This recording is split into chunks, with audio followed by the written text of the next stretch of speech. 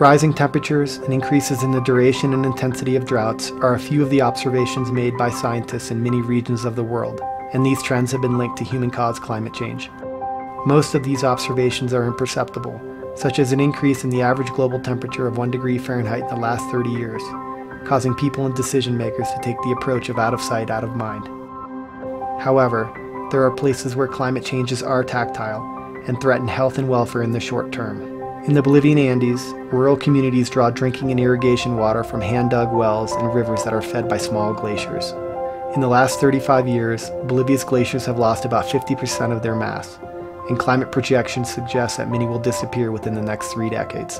While it's not yet known how much glaciers contribute to the water supply, continued melt will likely reduce water supply and cause more hardship in one of the poorest regions in the Western Hemisphere. Melting glaciers are not the only climate threat to people living in the Andes.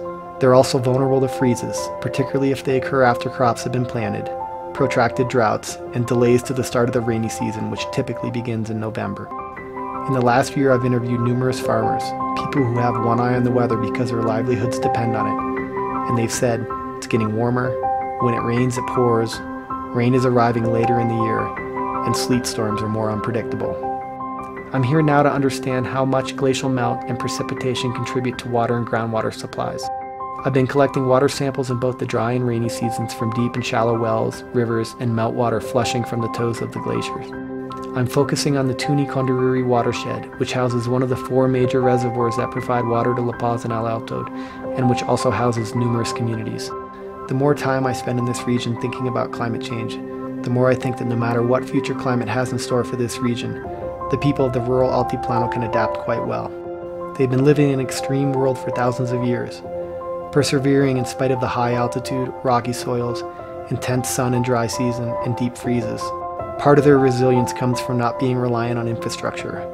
More and more intense events will likely just be another challenge they overcome.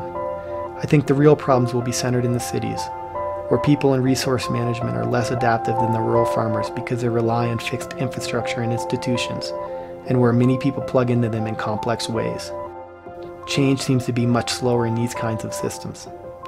And dwindling water supplies caused by the demands of climate change, population growth, and perhaps increases in wealth will be one of the critical challenges that Bolivia and other regions face.